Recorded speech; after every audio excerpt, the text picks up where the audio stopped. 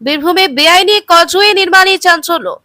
কোন সরকারি tender, engineer বা অনুমোদন ছাড়াই বীরভূমের ময়ূরাক্ষী নদীর উপর তিলপাড়া জলাধারের কাছে তৈরি হচ্ছে কংক্রিটের বিশাল কজওয়ে।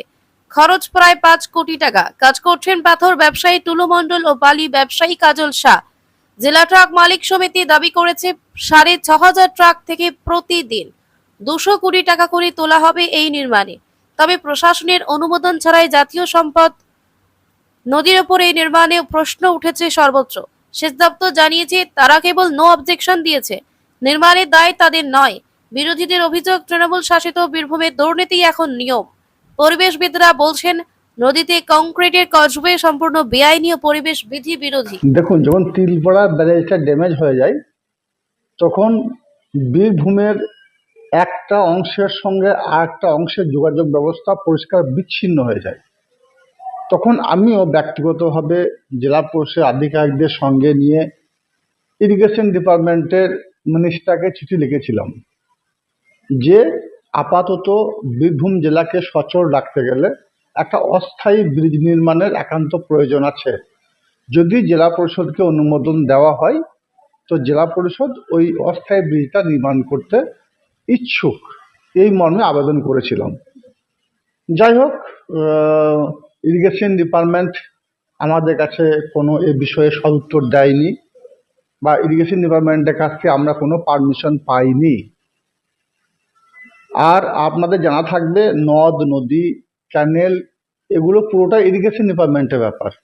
আমরা জেলা পরিষদ থেকে এটাকে হস্তক্ষেপ করতে পারি না যতক্ষণ পর্যন্ত কোনো পারমিশন আমরা না পাবো। তো এখন অস্থায়ী একটা ব্রিজ নির্মাণ হচ্ছে, আমিও শুনলাম। কে করছে, কিভাবে করছে, এ বিষয়ে কোনো সদুত্তর আমার কাছে নেই, না থাকারই কথা।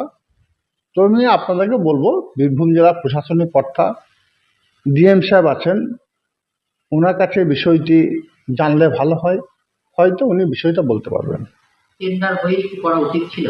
অবশ্যই টেন্ডার ছাড়া কোনো কাজ কিভাবে হতে পারে? তাছাড়া নদীর উপর একটা অস্থায়ী ব্রিজ, ইরিগেশন ডিপার্টমেন্টের পারমিশন, টেন্ডার এবং এত কোটি কোটি টাকা ব্যয়ে ব্রিজ নির্মাণ ই টেন্ডারের মাধ্যমে হবে, সকলেই জানবে, এটা হওয়াটাই স্বাভাবিক। বাকিটা ডিএম সাহেব বলতে পারবেন। এই যে তিলপাড়া যে ব্রিজ, মানে এপ্রিল থেকে মনে হয় এই ব্রিজটা যান চলাচল বন্ধ আছে। তো আমরা যে দুর্গতিতে পড়ে গেছি, ইলেম পুরন্দরপুর পার্ক দিয়ে গাড়ি যাচ্ছে, মানে একটা গাড়ি 2 দিন 3 দিনে টিপ হচ্ছে, গাড়ি ভাড়াদের 2,000 টাকার 2,500 টাকা খরচ হচ্ছে। আমাকে বলেছে এবং ঊর্ধ্বতম আমাদের যা প্রশাসন আছে বলে আপনারা থেকে এটা করে দেন, এবং কাজলকে বলেছে, যেহেতু কাজল সঙ্গে আছে, অনেক লোকাল লোকের 9 জন লোকাল লোকের জায়গা আছে, তাদেরকেও সঙ্গে নিয়ে এটা বানিয়ে দিয়েছে। এটা বানাইতে এস্টিমেট মোটামুটি 4 থেকে 5 কোটি টাকার মতন খরচ হবে। কি সুবিধা হবে? সুবিধা সবারই সুবিধা হবে। তো সমস্ত সারা ইন্ডিয়ার মানে এই রুটে, মানে শিলিগুড়ি থেকে একদম মোড়গা কলকাতা, এদিকে রানীগঞ্জ, যত গাড়ি যাবে এই রুটের উপরেই যাবে। হ্যাঁ, একটা গাড়ি যাবে, একটা গাড়ি আসবে, মানে কোনো গাড়ি দাঁড়াবে না, কোথাও কিছু দাঁড়াবে না গাড়ি, একদম উন্নত মানের হবে। হ্যাঁ, এইটা বড় বড় এই দেখছেন না ব্লকগুলো পড়ে আছে, এর উপরে ঢালাই হবে, প্রায় 20-25 টন রোডের ঢালাই হবে। ঢালাই দেওয়ার পরে তারপরে ওপিসি সিমেন্ট দিয়ে, যেটা এ গ্রেডের সিমেন্ট, সেই সিমেন্ট দিয়ে ঢালাই হবে।